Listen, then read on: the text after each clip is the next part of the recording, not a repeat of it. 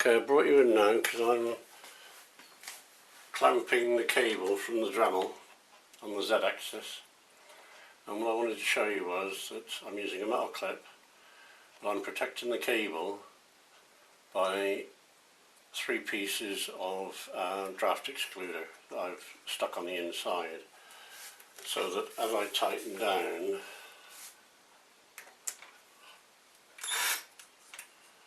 the cable will get tighter but not trapped in such a way that the metal can cut it, because at the end of the day you just want to hold the cable, you don't want to slice through it. Did you notice I have the full charge battery there? Good, innit? Now also, as you can see, I've put the connector in for the motor. Now this box is quite big, but there's a reason for that. I haven't got any more of these connectors, but I will be putting another 5 connectors on the end of that. And the reason for that is just in case I need an encoder on the Z-axis, just in case. It's sort of like preemptive stuff. Okay, there's the Z-axis wired up, and the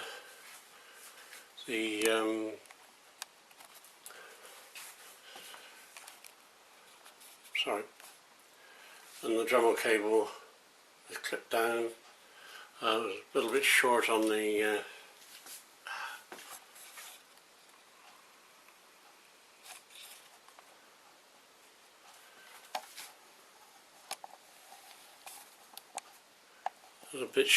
cable for the motor for the Z-axis. But that's okay, I got some more. I can join them on and do it properly.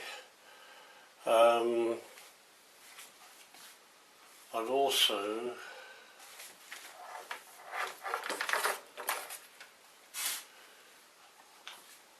wired the mains cable in for the Dremel, which is here. Just got to get a plug to go on the end. I thought I had one, I haven't. The mains plug is already in. The 2 of them are clipped up here with just a couple of normal standard nail type plastic cable clips, and into the junction. And then this point here, I've clamped the Dremel cable down with a plastic clamp, and the reason for that is so that when the Dremel comes to here, the cable doesn't try to come out of the trunking, and then as it goes back the other way, it's settled down into the trunking. Okay then, so far I've got so far. Just going to put the cover on here and prepare some more wires to come out of the X-axis junction box for the motor. Just the motor. I'm not going to bring the encoder out until I need to. Alright, that's how far I've got so far.